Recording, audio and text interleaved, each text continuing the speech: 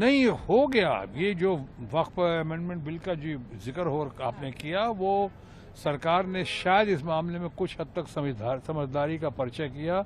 उन्होंने महसूस हुआ कि इसकी सेलिंग आसान नहीं होगी, ये बहुत ही मुश्किल होगा काम, क्योंकि बहुतों का मानना है कि जो भारतीय जनता पार्टी के हमारे फ्रेंड्स जो बातें कर रहे थे और माइनॉरिटीज़ के लिए इतना दर्द जाहिर कर रहे थे कि हम उनके भले के लिए कर रहे हैं, जबकि उनके पास माइनॉरिटीज़ के नाम पर और ख़ासकर मुस्लिम समुदाय के नाम पे एक भी एमपी नहीं है, एक भी कोई प्रवक्ता, 1% भी कोई प्रवक्ता, वक्ता, अधिवक्ता, नेता, कोई भी इनके पास 1% भी नहीं है।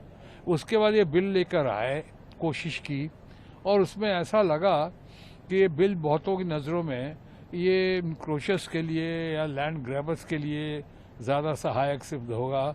ऐसी क्या जल्दी थी और ऐसा कौन सा वक्त था जो अभी आपने रेल भेल सेल के बाद अब वक्फ बोर्ड की ज़मीन को भी उनकी नज़रों में हथियाने का काम कर रहे हैं, आपने अधीन करने का काम कर रहे हैं। और उसके जो रखेंगे उसमें मुस्लिम मेंबर्स भी हैं और नॉन मुस्लिम मेंबर्स भी। क्यों अयोध्या वाले में आपने कोई नॉन मुस्लिम कोई मुस्लिम मेंबर रखा है क्या? तो ये सब बातें देखने के बाद ऐसा लग रहा था कि ये सेलिंग आसान नहीं होगी, इसलिए समझदारी का, कुछ हद तक समझदारी का ऐसे मौके पे सरकार ने खुद ही कर दिया कि सेकंड थॉट के बाद जो पहला थॉट होना चाहिए था उसको ज्वाइंट पार्लियामेंट्री कमेटी में भेज दिया।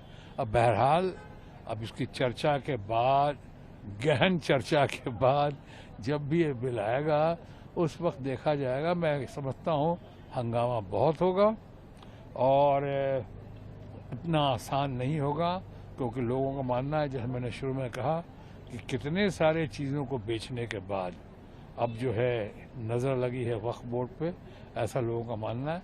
इसलिए जब आएगा, अब तो कब आता है तब देखा जाएगा।